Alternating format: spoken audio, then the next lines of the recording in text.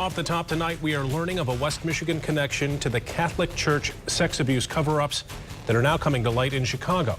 Attorneys for the priest's alleged victims publicized the documents today, and we found one of the priests came to West Michigan in the years after he was accused of sexual assault. 24-hour News 8's Leon Hendricks is at the live desk with this story tonight. Leon?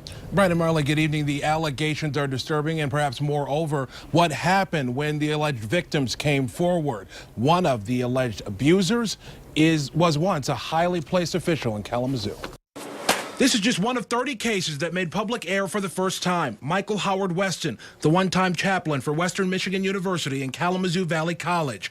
He was a priest in the Chicago area at the time the allegations came to light. It was in the 70s when the allegations were made, at least one victim claiming that Weston had sexually assaulted him. He claimed the priest massaged him and touched him while the two were nude.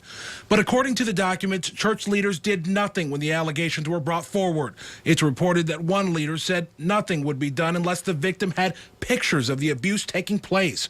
When confronted decades later, Weston denied claims of sexual assault, though he admitted wrestling with one of the alleged victims.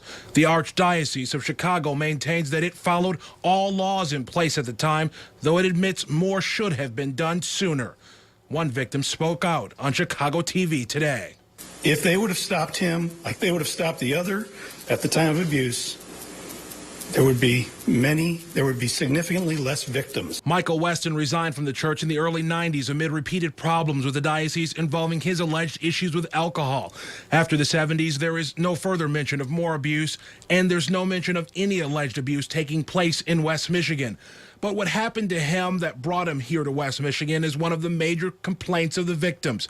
Even after severe allegations came forward, the priests were allowed to move and again begin practicing somewhere else. Now, at this point, it's not clear how many victims reported abuse from Weston, though the documents indicate that one victim was as young as 5 years old. The church says it has learned from its mistakes and says that procedures are in place to prevent things like this from happening again. In the newsroom tonight, Leon Hendricks, 24-hour News 8.